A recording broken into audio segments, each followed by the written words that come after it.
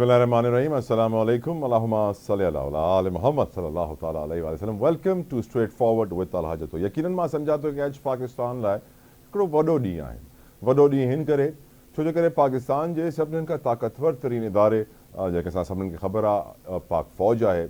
पाक फ़ौज में ख़ुदि एहतसाबी जो अमल शुरू थी चुकियो आहे। यकीनन असांखे ख़बर आहे जनरल फैज़ हमीद जेके पुठियुनि ॿिनि ॾींहंनि खां ख़बरुनि में गर्दिश कनि पिया। पहिरें ॾींहुं ख़बर इहा आई असां सभिनी ॾिठोसीं जॾहिं फैज़ाबाद धरना कमीशन क्लीन चिट ॾेई छॾियो हिकिड़े पासे जनरल फैज़ हमीद खे सभिनीनि सूरत हाल सां ऐं सभिनीनि एलिगेशन सां। ऐं हुन ॾींहुं असां ॾिसूं था राति जो ॿिए ॾींहं ताईं इल्ज़ामात बयानात PMLN जी तरफ़ां तनक़ीद जो सिलसिलो हलियो आहे हिन धरना कमीशन जे मथां। ऐं पोइ राति जो लेट नाइट कल्ह जी राति जो इहा ख़बर ईंदी आहे कि फैज़ हमीद साहब ते इंक्वायरी शुरू थी वई आहे। हे इंक्वायरी हिकिड़ी हाउसिंग सोसाइटी जे मालिक जी शिकायत ते थी आहे। उहो हाउसिंग सोसाइटी जो मालिक अॼु न तक़रीबन काफ़ी वक़्तु अॻु में 8 नवंबर में 2023 में इहो अदालत वञी चुकियो केस ऐं अदालत फ़ैसिलो कयो कि हाणे हिन मामले ते इंक्वायरी थियणु घुरिजे।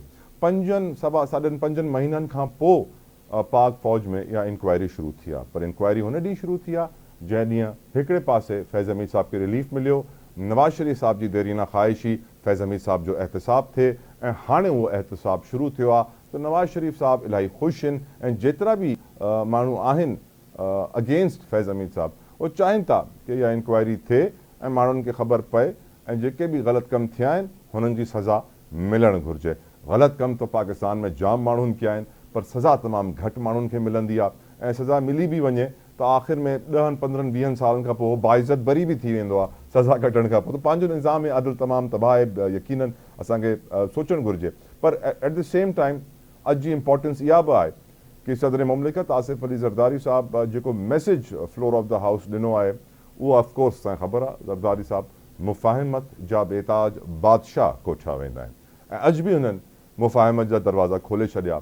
तमामु पाकिस्तान जे सियासी स्टेक होल्डर्स खे ॿुधाए छॾियो आहे कि पंहिंजी जेके प्रायोरिटीज़ आहिनि तरजीहात आहिनि उन्हनि खे तव्हां हाईलाइट कयो, मथे खणी अचो ऐं पाकिस्तान खे जेके शयुनि जी ज़रूरत आहे उहे प्रोवाइड कयो। ऐं इहो बि वाज़े करे छॾियो आहे कि जेतिरी बि सियासी जमातूं आहिनि सभिनीनि खे गॾु वठी हलणो आहे ऐं सभु हलनि घुरिजनि। ऐं यकीनन वक़्तु बि वाज़े करे छॾियो आहे ज़रदारी साहब कि असां वटि वक़्तु टाइम इलाही घटि आहे जंहिंमें असांखे मुल्क जा हालात बहितर करणा आहिनि। आजिज़ धामरा साहब मूंसां गॾु मौजूदु आहिनि, पाकिस्तान पीपल्स पार्टी जा सीनियर रहनुमा आहिनि, कंहिं तारुफ़ जा मोहताज न आहिनि। Dhamra sahab thank you so very much sir for your precious time. हिकु त तव्हां इलाही वक़्त खां पोइ असांखे टाइम था ॾियो, प्लीज़ रेगुलरली ॾींदा कयो। आई बिन में असांजी सिक लॻी असांखे। इहो ॿुधायो धामरा साहब जेका मैसेज आसिफ अली ज़रदारी साहब on the floor of the house ॾिनो ऐं opposition at the same time हिकिड़ो मछली बाज़ार गरम करे रखियो, केतिरो इम्पोर्टेंट हुयो इहो मैसेज ऐं छा हिन जी इम्पोर्टेंस हिन एहतजाज सां घटि थिए पई तव्हांजी नज़र में या न? अस्सलाम वालेकुम। ॾिसो तला पहिरीं ॻाल्हि त अॼोको जेको मैसेज हो ज़रदारी साहब जो इन में को शक कोन्हे त ज़रदारी साहब हिकु सिविलियन प्रेसिडेंट तौर ते ॿियो दफ़ो हिन मुल्क जो प्रेसिडेंट ठहियो आहे जंहिं न सिर्फ़ु हिन मुल्क जे 73 जे आइन खे बहाल करे ॾेखारियो बल्कि उहो कंकरेंट लिस्ट जो ख़ात्मो करे ऐं फेडरेटरी यूनिटनि खे फाइनेंशियली मज़बूत करे ॾेखारियो। अॼु उन ई प्रेसिडेंट जो पहिरियों जेको ईयर आहे पार्लियामेंट जो उनजो ख़िताब जेको इंतिहाई इम्पोर्टेंट हिकिड़ी हैसियत रखी पिए ऐं उनखे संजीदगी सां ॿुधण जी ज़रूरत हुई। पर जेका PTI जी जेका रविश आहे, जेका बुनियादु हुनजो पियो आहे जंहिं तरीक़े सां अॼु बि उन्हनि उनजो भरपूर मुज़ाहिरो कयो ऐं अॼु पाकिस्तानियुनि या पाकिस्तान खां ॿाहिरि जी दुनिया जे माण्हुनि खे उन्हनि मायूस कयो त उन प्रेसिडेंट जो ख़िताब में खलल विझण जी कोशिशि कई। पर प्रेसिडेंट ज़रदारी साहब पंहिंजी जुरतमंदाना हिकिड़े मौक़ुफ़ जेको आहे उहो ज़रूरु पेश कयो ऐं स्माइलिंग फेस तौरु उन्हनि खे ॾिसंदो रहियो ऐं उन्हनि जे फटनि ते लूणु बुरकंदो रहियो। हाणे हुन में ज़रदारी साहब जेको माज़ी में बि उनजी सियासत रही आहे त उन कोलिशन गवर्नमेंट जो कामयाबु तजुर्बो करे ॾेखारियो उन मुल्क में। उन सभिनी स्टेक होल्डर्स खे जेके बि पार्लियामेंट में मैंडेट खणी अचनि था, चाहे उनजी सीटूं जेतिरियूं बि हुजनि, चाहे हिकिड़ी या 2 सीट हुजे, पर ज़रदारी साहब जी कोशिशि हूंदी आहे त मैंडेट खणी ईंदड़ माण्हुनि खे गवर्नमेंट जो हिसो ठाहिनि ताकी उहे पार्टियूं पंहिंजे हल्कनि में कमु करे सघनि। पाकिस्तान खे मौजूदा जेको दौर में जंहिं शइ जी सख़्तु ज़रूरत आहे उहा आहे त असां अंदरूनी सियासत बिल्कुलु हिक ॿिए सां कंदा रहियूं ऐं इलेक्शन में धांधलियुनि जा इल्ज़ाम हणी असां ट्रिब्यूनल में पंहिंजी बेगुनाही बि साबित कंदा रहियूं। पर सियासी इस्तेहकाम ऐं उन सां गॾोगॾु मुआशी इस्तेकाम तमामु ज़रूरी आहे ऐं मुआशी इस्तेकाम जुड़ियल आहे सियासी इस्तेकाम सां। त अॼु प्रेसिडेंट ज़रदारी साहब जो जेको सॼो ख़िताब हो उहो सभिनी खे गॾु खणी हलण जो ऐं सभिनी खे उहा दावत ॾियण जो, जंहिंमें तव्हांखे यादि हूंदो जॾहिं PTI जी हुकूमत हुई, जॾहिं सिलेक्टेड वज़ीर आज़म जॾहिं पाण डेस्कूं वॼायूं सिलेक्टेड लफ़्ज़ ते, उनखे बि ज़रदारी साहब चयो हो त तव्हांखे असां मईशत जे हवाले सां तव्हांजी मदद करण जे लाइ तयारु आहियूं। बिलावल भुट्टे साहब चयो त कदम बढ़ाओ इमरान खान, हम तुम्हारे साथ हैं। धामरा साहब बिफोर यू कंटिन्यू मां चाहियां थो PTI जी रवश जेको आहे, जेको हुनजो एटीट्यूड आहे, उन माण्हुनि खे मायूस कयो आहे त हिन रियासत खे फाइनेंशियली या मुआशी तौर ते मज़बूत करे हलाइण जे लाइ PTI जी रवश छा आहे। त अॼु प्रेसिडेंट ज़रदारी साहब पंहिंजो हिकिड़ो मौक़िफ़ रखियो आहे माण्हुनि जे साम्हूं ऐं PTI पंहिंजी रवश रखी आहे। हाणे उहो माण्हुनि ते डिपेंड थो करे त उहो कंहिंखे सही ऐं कंहिंखे ग़लति था सम्झनि। ठीकु सर, धामरा साहब बिफोर यू कंटिन्यू ऐं मां तव्हां खां ॿियो को सवाल पुछां, असांजी टीम जेका आहे आसिफ अली ज़रदारी साहब सदर मुमलिकत प्रेसिडेंट ऑफ पाकिस्तान जी जेको ख़िताब ॾियो, हुनजी कुझु इंपॉर्टेंट शयूं आहिनि जेके ॿुधाइण थी चाहिनि व्यूअर्स खे, वरी सां प्लीज़ पुदुरी साहब ॿुधायो। I also feel that we have little time to waste. The country needs us to move on from the polarization so common now to contemporary politics. I believe we can resist the political atmosphere to reflect more light than heat if we really want to. But it will need all of us to step back and decide what matters the most. I mean all of us. I strongly believe that in order to align a country with the 21st century, it is imperative that we move forward. मां रुगो इहो सोचण ते मजबूर आहियां धामरा साहब कि असांखे ख़बर आहे कि PTI हिन महिल सियासी माहौल कहिड़ो ठाहे छॾियो आहे, इमरान खान जो हाल छा आहे, जेल में सिक्योरिटी थ्रेट्स रोज़ पिया अचनि, प्रॉब्लम्स मथे PTI वारनि लाइ सुधरनि कोन था साईं, मतिलबु they are not changing their stance, जंहिंजे करे हिकिड़ो घुटन जो माहौल अञा ताईं ठहियलु आहे। तव्हांजी नज़र में केतिरो इम्पोर्टेंट आहे कि हिन महिल PTI वारा पंहिंजी स्टांस खे चेंज कनि ऐं जेके मुफ़ाहमत जी रिकन्सिलिएशन जी दावत हुननि खे ॾिनी पई वञे उहो एक्सेप्ट कनि?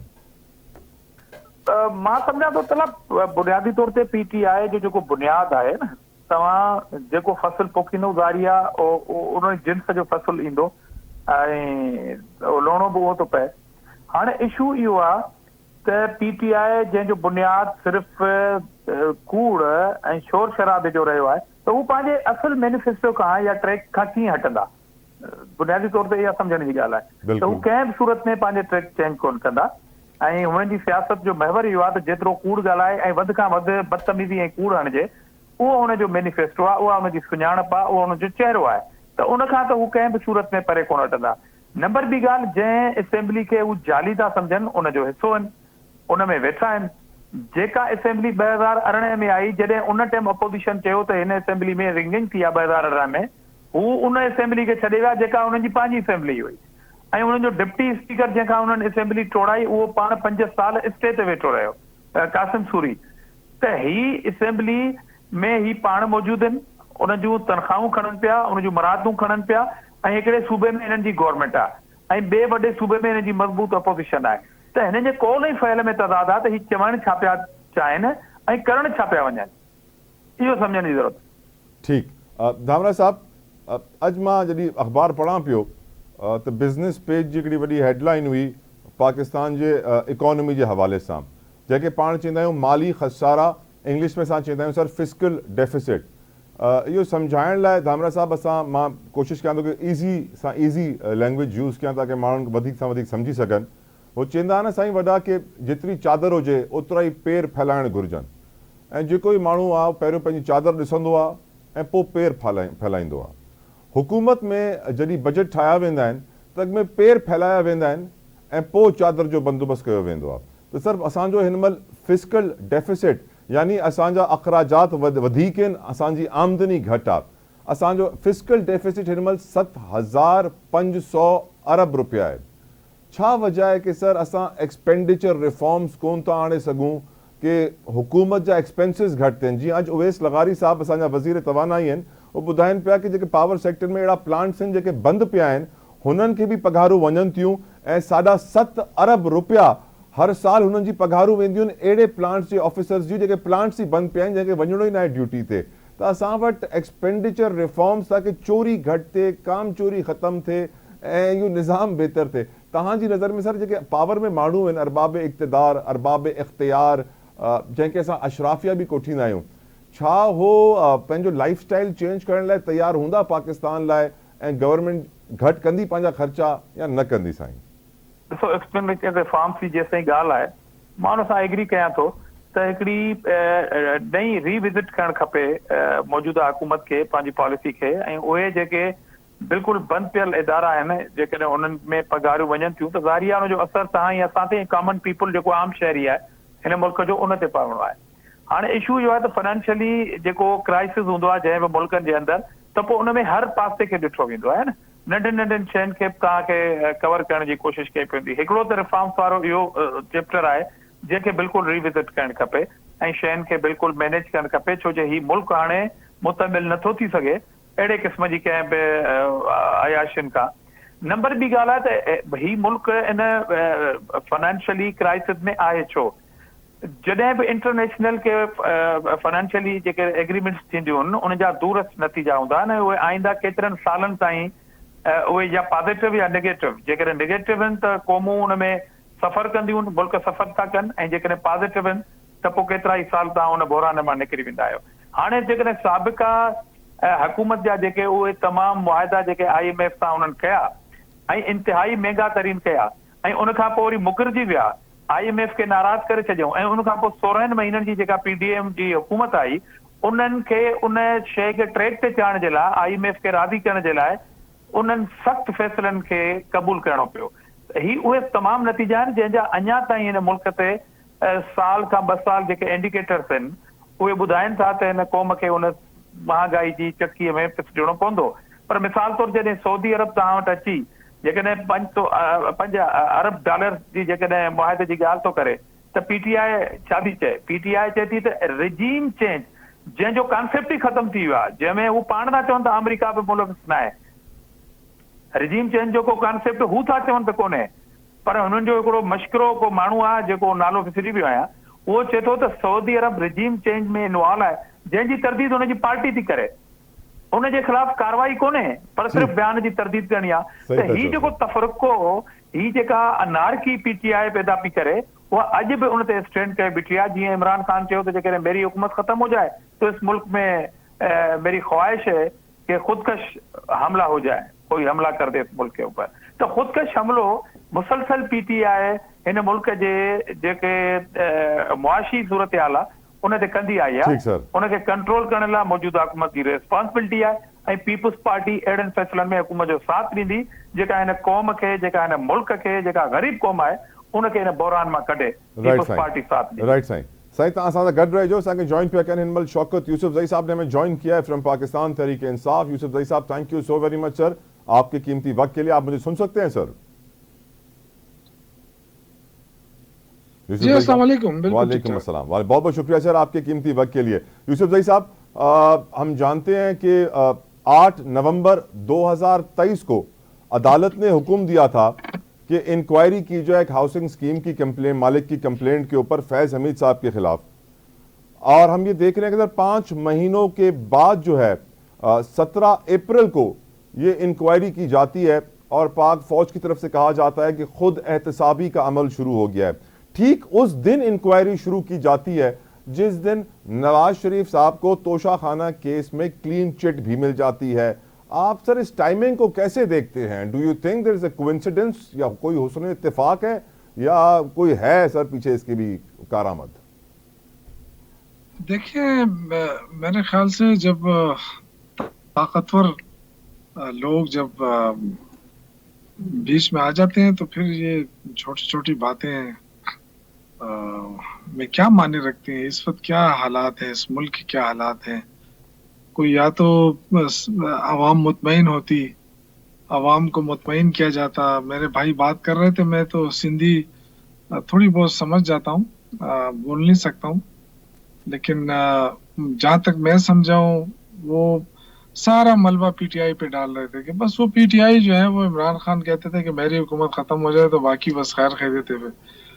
देखिए, इमरान खान वाइज शख्स है जो इस मुल्क के लिए परेशान है, आज भी परेशान है, जेल में रहते हुए भी परेशान है, और उनकी ख्वाहिश है कि पाकिस्तान तरक्की करे, और अब से नहीं उस जमाने से है जब से वो क्रिकेटर थे।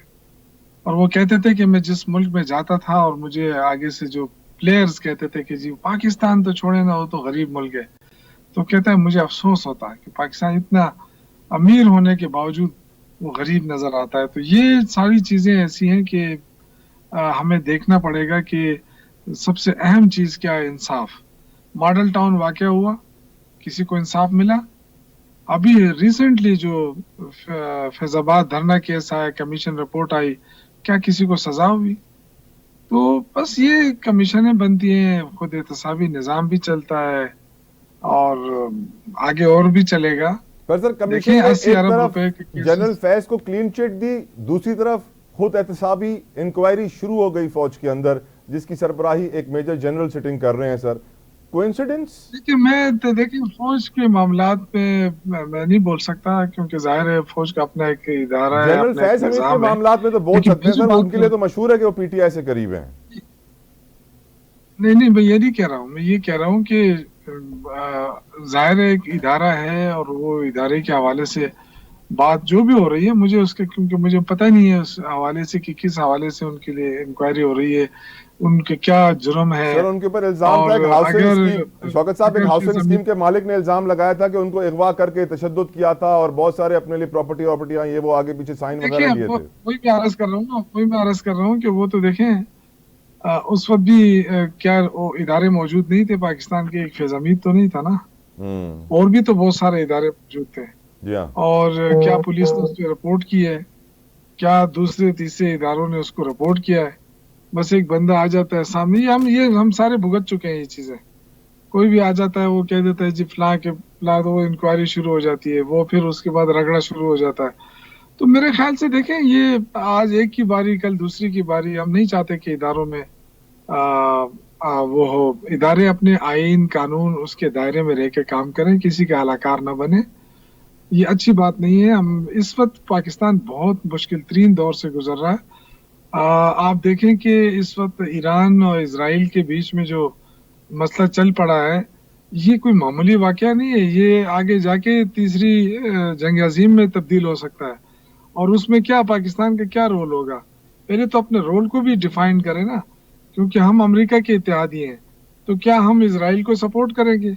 नहीं करेंगे तो इसका मतलब है फिर तो आएंगे ईरान के साथ। ईरान को सपोर्ट कौन कर रहा है?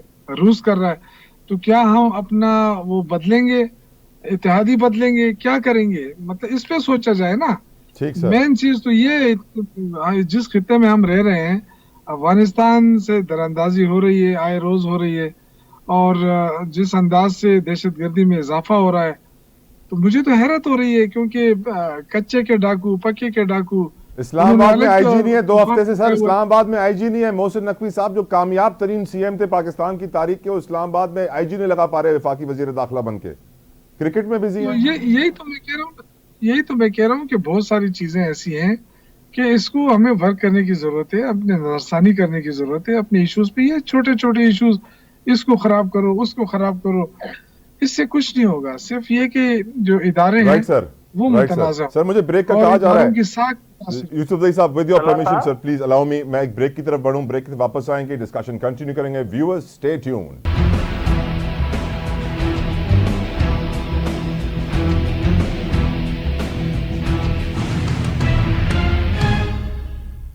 Welcome back to straight forward. यकीनन डिस्कशन हम कर रहे हैं, हमारे साथ शौकत यूसुफजई साहब हैं फ्रॉम पीटीआई, आजिज हमरा साहब हैं फ्रॉम पीपल्स पार्टी, और हमें अब ज्वाइन किया है from the ruling party PMLN Sheikh Rohail Asghar sahab ने। शेख साहब अस्सलाम वालेकुम, उम्मीद करता हूँ खैरियत से होंगे। सर आप मुझे क्लियरली सुन सकते हैं? वालेकुम अस्सलाम, आप खैरियत से हैं? अल्हम्दुलिल्लाह, बहुत शुक्रिया शेख साहब आपके टाइम के लिए। शेख साहब ये बताइएगा, इस वक्त बहुत सारे लोग बातें कर रहे हैं कि नवाज शरीफ साहब की देरीना ख्वाहिश पूरी हो गई।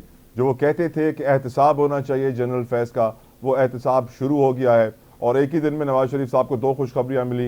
एक तरफ उनको तोशाखाना केस में क्लीन चिट मिल गई, दूसरी तरफ जनरल फैज का एहतसाब पाक फौज ने खुद शुरू किया, खुद एहतसाबी के अमल पर अमल पैरा रहते हुए। आप सर समझते हैं कि हवा आपकी तरफ चल रही है, सितारे आपके लिए इस वक्त गर्दिश में नहीं रहे? एकदम आप फैसले ना करें, आप अंदाजे लगा के फौरन फैसला कर देते। आज ये हो गया तो लिहाजा हवा जो है इस तरफ चलनी शुरू हो गई। कल हवा का रुख क्या होगा ये वो पता नहीं, क्या कह सकते हैं आप। लेकिन मैं शुरू दिन से मेरा एक अपना जाती एक था पॉइंट ऑफ व्यू कि देखिए आप जो भी अदारों में जो साहबान चले गए, रिटायर हो गए या जो इक़्तिदार में थे, आप उनका एहतसाब नहीं कर सकते। उनका एक अपना एक तरीका है, मुझे राइज है एक तरीका, जिसके लिए आप अपने उन अदारे के सरबराहान को आप ये कह सकते हैं कि ये सबूत है, ये मामलात हैं, इससे मुल्क को कौम को नुकसान हुआ है, आप इसको प्रोव कीजिए। जिस तरह सर आपने मुशर्रफ साहब का किया था, ये मैं तो शुरू दिन से ये मशवरा दे रहा हूँ सर। ओके, देखें आप देखें उनका एक तरीका है ना, आप वो तरीका अपनाएंगे, उसमें अगर वो समझते हैं कि उनकी वजह से अदारे को नुकसान हुआ है, मुल्क को नुकसान हुआ है, अवाम को नुकसान हुआ है, वो उस पर उससे एक्शन लेंगे ना। मैं कौन होता हूँ, मैं तो सिर्फ उनको एक चीज दिखा दूंगा। और इसी तरह मैं हमेशा से जुडिशरी के मतलब भी यही कहता रहा हूँ, जुडिशरी का भी एक अपना निज़ाम है। आप जुडिशरी का जाके जो चीफ है उनसे जाके आप कह सकते हैं, आप उनको अपने वो जो एविडेंस है आपके पास आप उनको दे सकते हैं और वो उस पर अपना ले सकते हैं, हिसाब ले सकते हैं। आपके सामने जुडिशल कमीशन मौजूद है और ये एक तरीका, यही एक तरीका है। अगर आप किसी के मामले में मुदाखलत करेंगे तो लाजमी बात है फिर वो अदारा भी आपके मामले में मुदाखलत करेगा। नहीं शेख साहब, एक्चुअली हुआ ये ना कि जैसे कमीशन की रिपोर्ट आई और फैज हमीद साहब को क्लीन चिट मिली है, उसके बाद PMLN की लीडरशिप ने सख्त तनकीद का निशाना बनाया उस कमीशन को भी, उस रिपोर्ट को भी, और फिर फौरन से फैज हमीद साहब के ऊपर इन्वेस्टिगेशन खुल गई। तो लग ये रहा था कि पूरे प्लान के साथ ये सब कुछ हो रहा है कि PMLN इस तरह तनकीद करेगी। आज भी देखें ना, ऐसे इकबाल साहब की आज की स्टेटमेंट देख ले सर, वो कहते हैं वजीर आजम जो थे नून लीग के शाहिद खाकान अब्बासी, उनको मालूम ही नहीं था और एग्रीमेंट सब हो गया था, आखिर में उनके सामने आया कि बस दस्तखत कर दो और आप कुछ नहीं कर सकते। बेबस वजीर आजम थे। देखिए मैं एहसन इकबाल साहब को कुछ कह तो नहीं सकता क्योंकि वो मुस्लिम लीग नून के रस्तू हैं, पर कब जब ये सब कुछ हो रहा था सोए हुए थे, कहाँ थे उस वक्त? ये बात क्यों नहीं की उन्होंने? उस वक्त क्या मीडिया नहीं था, को उनसे सवाल नहीं किया गया या उनको सवाल का जवाब नहीं आता था? ये बड़ा आसान होता है, किसी के जाने के बाद आप 100 बातें करते रहेंगे, आप अपने आप को बड़ा काबिल बना के पेश करेंगे। ये मुनासिब तरीका नहीं है और ये मुनासिब रवश भी नहीं है। इससे आप लोगों को इतराज करना चाहिए। मैं आज फिर ये बात कहता हूँ, आपके प्रोग्राम की वसासत से बात कहता हूँ कि आपको अपना रास्ता खराब नहीं करना चाहिए, आपको अपनी सोच को डिवाइड नहीं करना चाहिए, आपका फोकस होना चाहिए अवाम के मसाइल की तरफ। बिल्कुल ठीक। अवाम का सबसे बड़ा मसला आज सर बिजली, गैस, पेट्रोल है, पावर सेक्टर है, लोगों को अपने पेट की है। शेख साहब आप ही की रूलिंग पार्टी है इस वक्त, आप भी गवर्नमेंट को इस वक्त रिप्रेजेंट करें मेरी नज़र में। मैं आपसे सर गुजारिश करूंगा कि आज आपके ही पावर मिनिस्टर उवैस लगारी साहब ने क्या कहा है, प्लीज सर सुनिएगा, फिर उस पर आपसे कमेंट लेना है। बाकी मेहमानों से भी गुजारिश करूंगा जरूर सुने क्योंकि जो बातें उन्होंने की हैं बड़ी इंपॉर्टेंट है। सुनिए। लोअर मिडिल क्लास का बंदा पिस रहा है खानदान, हमारे गरीब जिम्मेदार जो ट्यूबवेल लगाते हैं उनको ओवर बिल करते हैं, ये करोड़ों रुपए की ओवर बिलिंग है। बदकिस्मती से जब मैंने आज अपनी वजारत से पूछा कि कितने इस वक्त पाकिस्तान के अंदर मीटर्स डिफेक्टिव हैं, तो उन्होंने तकरीबन लाख मीटरों का 3.5 करोड़ में से जवाब दिया। जब मैंने मजीद पूछा कि बाकी ठीक हैं, बाकियों सबके मीटर की तस्वीरें आ रही हैं, तो उन्होंने कहा पता नहीं सब की आ रही हैं कि नहीं आ रही, कितने की आ रही हैं, ये PRTC से पूछना पड़ेगा। तो हमारे पास तो इतने गैप्स हैं इस सिस्टम के अंदर जिनको हंगामी बुनियादों के ऊपर हमने ठीक करना होगा। अब शेख रोहेल असगर साहब, जिस मुल्क के अंदर 1 लाख फॉल्टी मीटर्स लोगों को ओवर बिलिंग कर रहे हों, जिस मुल्क के अंदर ऐसे ऐसे पावर प्लांट्स जो बंद पड़े हों उनकी सैलरी सर 7.5 अरब रुपए सालाना जा रही हों, जिस पावर सेक्टर में 560 अरब का सालाना नुकसान हो, 5500 से सर्कुलर डेट तजावुज कर गया हो, कि लोग कहते हैं या पाकिस्तान चलेगा या पावर सेक्टर सर। और आज के ही अखबार में सर वो गैपको गुजरावाला की जो पावर कंपनी है वहाँ के 10 मुलाजमीन पकड़ लिए FIA ने, वो जी 10 करोड़ रुपए उन्होंने चोरी किए थे, वहाँ पे बुर्द की थी। तो सर सवाल ये है कि आवे का आवा ही बिगड़ा हुआ है शेख साहब, कहाँ से सही करें, किसको सही करें, कैसे लोगों को रिलीफ दें? ना तो आपके पास इतना टाइम है और ना ये आपका मौजू है, वरना मैं आपको एक बड़ा आसान हल इसका बता देता तो आपको समझ आ जाती कि आपने करना क्या है। ये शोर जो मचाया जाता है लाइन लॉसेस का शोर मचाया जाता है, तो आप इसको आज तक किसी को नहीं रोक सके, आप ये कर ही नहीं सके। और ये बात आप ज़हन में रखें कि लाइन लॉसेस जो आजकल आपके हो रहे हैं वो सबके सब डोमेस्टिक हैं, या कमर्शियल मीटर्स में होते हैं या डोमेस्टिक मीटर्स में होते हैं। इंडस्ट्री मीटर्स में अब ये लाइन लॉसेस नहीं है। और दूसरी बात जो है वो आपका इंफ्रास्ट्रक्चर इतना पुराना है कि मेरी उम्र का वो लगा हुआ है, वो बदलने का बहुत बड़ी जरूरत है, वो उसको तब्दील किया जाए इंफ्रास्ट्रक्चर को। और तीसरी, अब दुनिया कहाँ चली गई है, अब कहीं पे जहां पे भी थेफ्ट होती है आप उसको सिक्योर कर सकते हैं, आप उसको बदल सकते हैं। और चौथा, आप अपनी फोर्स जो वापडा पावर है विंग, वो अपनी फोर्स को स्टैंड करें। आप जाते हैं, आप लोकल पुलिस के पास जाते हैं, लोकल पुलिस पैसे लेके आपके उस बंदे को इन्फॉर्म कर देती है। तो इस तक जब तक आप अपना एक्शन नहीं लेंगे, आप अपने इस टर्माइल से नहीं निकल सकते। और दूसरी बात, एक और मैं आपको एक अहम बात बता दूं, आपको चाहिए run of river power station. पता नहीं कौन किस खाम और ख्याल की दुनिया में रहते हैं हम लोग, बस वो पड़े हुए जनाब आप बंद बना लीजिए, बंद बना लीजिए। भाई वो जो आपके वो वाटर रिजर्वायर्स हैं, जब आपको जरूरत होती है पानी की आप उसको खोल देते हैं, स्पेलवे खोल देते हैं, उससे आपकी बिजली बननी शुरू हो जाती है। जब आपको पानी की जरूरत नहीं है अब स्पेलवे बंद कर देते हैं। हाइड्रो पावर, तो उसपे आपको चाहिए आपको रन ऑफ रिवर, उस पे आप बनाए, छोटे छोटे वो बन जाते हैं, रिवर के ऊपर लगा के आप करते जाएंगे, वहां से बिजली आप पैदा करते जाएंगे। कौन समझाएगा यार, ये बिगड़ा हुआ मैं क्या कर सकूं, मैं अकेला तो नहीं समझा सकता ना। हमें अपनी लड़ाइयों से फुर्सत नहीं है, हमें एक दूसरे से तनकीद करने से फुर्सत नहीं है, हमें एक दूसरे को मारने से फुर्सत नहीं है। बस जिस दिन इस चीज से बाहर निकल आएंगे ना आप, अब उनकी मुल्क तरक्की कर जाएगा। और लगता है सर हम बाहर निकलेंगे, आपको लगता है सर हम बाहर निकलेंगे? सोचा है कि एक शख्स आपका यहाँ पाकिस्तान में रहते हुए कुछ नहीं कर पा रहा, और जो ही वो बाहर किसी मुल्क में जाता है वो बेहतरीन डॉक्टर भी है, बेहतरीन इंजीनियर भी है, बेहतरीन आर्टिस्ट भी है, बेहतरीन वो हर चीज वो बेहतर है। वेल सेड सर। मैं अकेला क्या कर सकता हूँ, मैं यहाँ आप अकेले क्या कर सकते हैं, हम बदल तो नहीं सकते। कोशिश। आजिज धामरा साहब भी सर हमारे साथ हैं पीपल्स पार्टी के। धामरा साहब, आपकी नज़र में जो हम पावर सेक्टर की बात कर रहे हैं सर, कोई सलूशन है? ये चोरी, काम चोरी हमारे मुल्क से खत्म हो सकती है धामरा साहब? देखिए, पहली बात तो अभी रोयल असगर साहब ने बड़ा एक खूबसूरत जुमला अभी इस्तेमाल किया कि हमें अपने झगड़ों से फुर्सत ही नहीं कि हम पावर जो हमारी डिवीजन है या जो इशू है बिजली का, हम उसकी तरफ कोई सोचें या उसका हल निकालें। ये सिर्फ एक सेक्टर की बात नहीं है, यहाँ पर तो पूरे सेक्टर्स की बात है, पूरे मुल्क की बात है। उसके लिए पॉलिटिकल स्टेबिलिटी की बहुत बड़ी जरूरत है।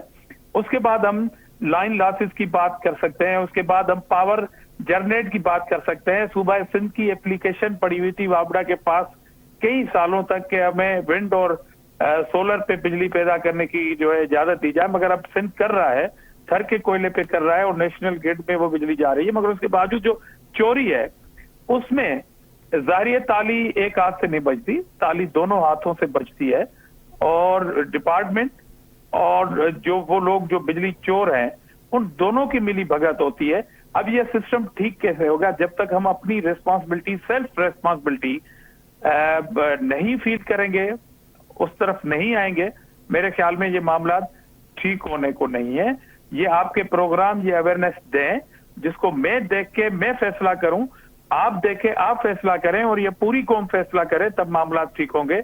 उसके लिए तमाम जरूरी है कि जब पार्लियामेंट वजूद में आ चुकी है, आपको जहां जहां धांधली की शिकायतें हैं इलेक्शन ट्रिब्यूनल्स में जाएं, मगर जो नेशनल इशू हैं, जो कौम के इशू हैं, अब मिसाल के तौर पर सऊदी अरब के वफद के आने से पहले एक बंडोरा बॉक्स खोल दिया है पीटीआई ने कि एक इनके जो वकील साहब हैं, वो न्यू सियासतदान है, नाम मैं बार बार भूल रहा हूं उसका, उन्होंने बयान दिया है, पूरी पीटीआई उसकी तफदीद कर रही है, मगर वो बंदा कह रहा है कि मेरी जाती राय है, उसके खिलाफ कार्रवाई कोई नहीं हो रही। डिसोन उस शख्स को नहीं कर रहे हैं, उसकी स्टेटमेंट को कर रहे हैं। और ये आप किसी भी मुल्क के आने से प्राइमरी स्टेज तक जब किसी भी मुआहदों को कंट्रोवर्शियल कर देंगे तो फिर ये आप तो एक वापडा पे बात कर रहे हैं ना। यहाँ तो पूरे मुल्क की मसला है। 2014 में क्या हो रहा था, जब सीपेक हो रही थी तो धरना दिया था, कौन सी पार्टी थी वो? वही पार्टी है जो आज सऊदी अरब के वफद के आने से इस तरह की कंट्रोवर्सी पैदा कर रही है मुल्क में। तो आपको रिविजिट करना चाहिए, इस कौम को देखना चाहिए कि एक ही पार्टी बार बार वो गलतियां क्यों कर रही है। अभी शौकत यूसुफजई साहब ने कहा कि लॉ एंड ऑर्डर की सूरत हाल, मैं इत्तेफाक करता हूं कि बहुत खराब है। क्या ये जवाब देंगे कि वो 40,000 दहशतगर्द जिनको आपने छुड़ा के फिर केपीके में बसाया था, अपने बच्चे करार दे के कराया था, क्या आज केपीके के हालात ठीक है? पूरे मुल्क में जो दहशतगर्दी है वहीं से सर उठाया दहशतगर्दी ने। इस कौम ने जो कुर्बानी दी, सिक्योरिटी फोर्सेस ने, पुलिस ने, रेंजर्स ने, कौम के इस बच्चों ने, आज क्या हो रहा है कि वही दहशतगर्द जो है वो गर्दन उठा के आपका गला पकड़ रहे हैं। ये कौन इन्वॉल्व था? कौन सी पार्टी थी? कौन सी लीडरशिप थी? कौन से वो हाथ थे? आज आप पॉलिटिकल स्टेबिलिटी की मैं बात करता हूं, आप नए इत्तेहादी बनाने जा रहे हैं। अभी मैं देख रहा था कल जो इनके चीफ मिनिस्टर केपीके के वो मौलाना फजल रहमान के बारे में कह रहे हैं कि जनाब वो तो वो अपने यहाँ रेट बढ़ा रहा है। मतलब रेट क्या कोई बेकारी है यार? आप वफद पांव पड़ रहा है उनको पीटीआई का एक तरफ, और उनका चीफ मिनिस्टर उनके गले पकड़ रहा है। Thank you Aajiz sahab, thank you so very much sir. जब गलतियां वॾी महिरबानी आएंगी तो ये ब्रेक वठणी मुल्क हाणे को प्रोग्राम में रियासत ब्रेक जो वक्त थियो आहे। दामरा साहब तव्हांजी वॾी महिरबानी sir, thank you so very much. Viewers break था वठूं, तव्हां किथे न वञो, स्टे विद अस।